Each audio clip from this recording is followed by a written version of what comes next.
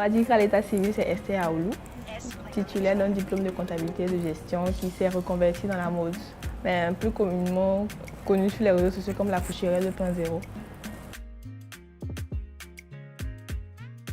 C'est sûrement parce que j'utilise beaucoup Internet pour me faire connaître mes créations, mes modèles. Donc c'est dans des plaisanteries que des copines à moi m'ont appelée Couturière 2.0. Et comme j'aime le thème, à chaque fois qu'on me demande, je dis que je suis une Couturière 2.0.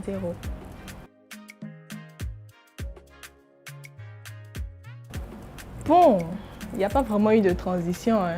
Pas vraiment eu de transition. C'est juste des circonstances de la vie qui m'ont conduit à me reconvertir en tant que styliste. J'ai eu des situations qui n'étaient pas vraiment du tout belles à vivre et comme la passion était là, je me suis dit pourquoi pas ne pas joindre l'utile à l'agréable en fait. Je rencontre un couturier qui avait l'habitude de faire des vêtements pour moi, avec qui j'ai travaillé sur des vêtements pour une association qui fait du bénévolat, l'association Ses Fils. Et c'est après mon expérience dans cette association, tout le monde a reconnu mon talent, m'a fait comprendre que j'avais le don pour faire des tenues, pour créer des choses. Je me suis dit pourquoi pas. Et avec ce couturier-là, j'ai décidé une fois, quand j'étais au marché d'Adjamé, d'acheter des chiffons. Je veux dire, la mousse qu'on mettait dans les sacs et tout avec des pagnes. J'avais seulement que 8 000 francs quand je commençais. Et c'est là que j'achète. Comme j'avais pas assez d'argent pour payer la couture, je viens, je le vois, je lui dis ah, excuse-moi, je veux faire des sacs, mais j'en ai pas. Donc, est-ce que tu peux faire mes sacs pour moi? Et si je revends mes sacs, je vais te rembourser. Et franchement, ça a été vraiment une bénédiction pour moi, ce couturier-là.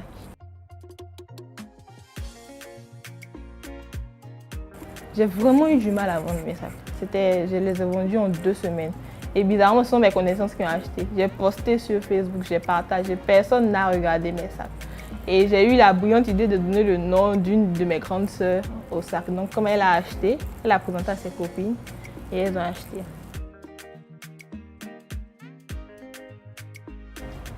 Moi, on va dire c'est moi, mais bon. Pour être plus sérieuse, ce qui fait ma particularité, c'est que je me suis positionnée en tant qu'habilleuse des grandes tailles. On n'a pas eu l'habitude de voir les femmes grande taille, je veux dire les femmes qui font à partir du L jusqu'au double XL, voire du triple XL, être habillées. Et pour moi, c'est un challenge pour moi parce que moi-même, déjà étant très grande, et à un moment j'étais un peu en surpoids, j'avais du mal à me vêtir, donc je me dis mais pourquoi pas? Ces dames, la personne ne s'occupe d'elles. Elles ont autant besoin d'être valorisées, autant besoin d'être choyées, se sentir belles. Donc pourquoi, avec ma petite contribution, je ne peux pas apporter une petite pierre à l'édifice? C'est ce qui fait ma particularité. Et puis aussi, on dira, les tissus que j'utilise, c'est parce que ce sont des imprimés de wax.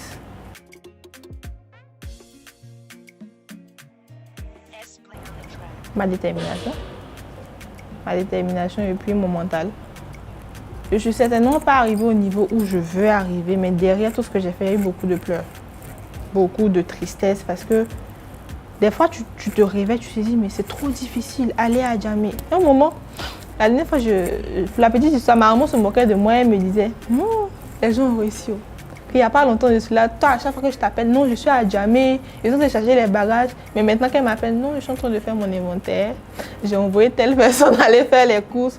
Mais souvent, quand je pense aux fois où j'étais en train de faire les courses, et puis je me disais, mais je suis fatiguée.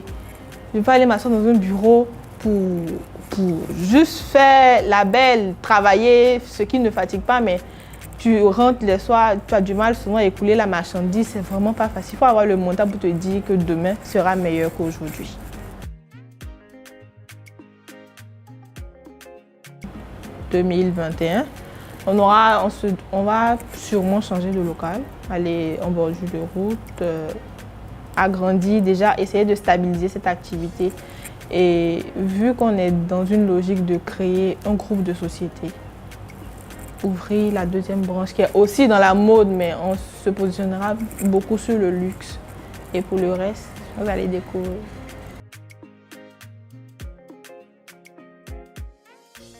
C'est pas la peine de bouger parce qu'il y a tout ici.